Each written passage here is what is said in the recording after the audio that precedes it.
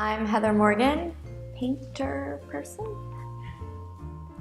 I'm from Jersey City and I live in Brooklyn right now, and this is my solo show at Dacia Gallery.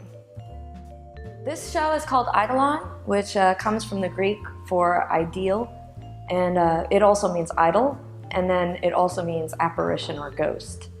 So in this show, I'm playing with the idea of like what we perceive as ideal, like blondes and very voluptuous figures, and they're beautiful at first glance, but then the longer you linger on these figures, you can see that they have sort of eccentricities and flaws and vulnerabilities, and they're really strong how they come over you, this sort of inner darkness. And some of them are people, but others function more or less as icons, or I see them as sort of goddesses. But there are people that you might not survive your encounter with these figures, but you'll gleefully go with them to your doom. And that's where, to me, like the idea of the apparition and the ideal sort of come together, trying to gauge whether these characters are benevolent or what their intentions for you are.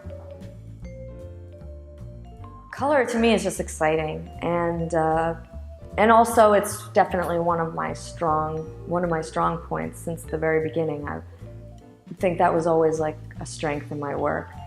People have described it as electric pastel, and you can say so much about psychological states with color, but I like to keep my color in that world of mixing pastels with certain more vibrant colors. Sort of makes the figures seem candy-like, but also sometimes even a little bit sickly. I've painted men, but once you delve into the secret life of women, it's like a rabbit hole. It's a fascinating world. So I've just been living in that for a long time. But I like to look into I'm a big fan of androgyny.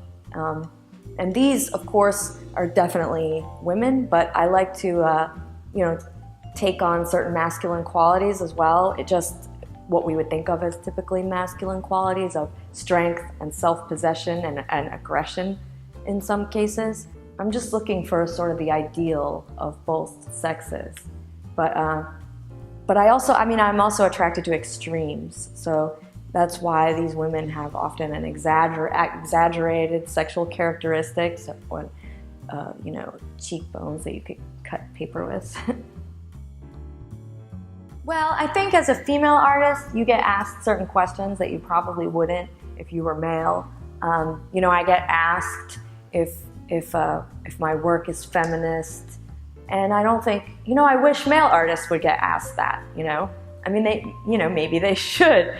But, and oftentimes I get sort of, people asking me if it isn't, anti-feminist to have such hypersexuality in the work.